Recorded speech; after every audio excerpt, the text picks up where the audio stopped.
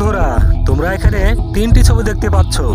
আর এই ছবি তিনটি হলো কোকা কোলা, তেঁতুল আর কিস।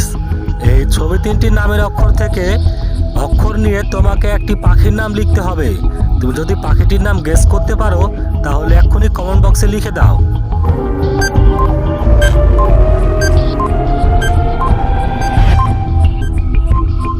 বন্ধুরা, তোমরা কি পাখিটির নাম লিখতে পেরেছো? যদি না পারো তাহলে আমি বলে দিচ্ছি।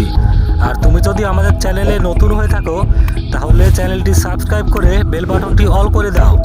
ভিডিওটা বন্ধুদের মাঝে শেয়ার করে সবাইকে দেখার সুযোগ করে দাও। বন্ধুরা, এখানে পাখিটির নাম হবে কোকিল।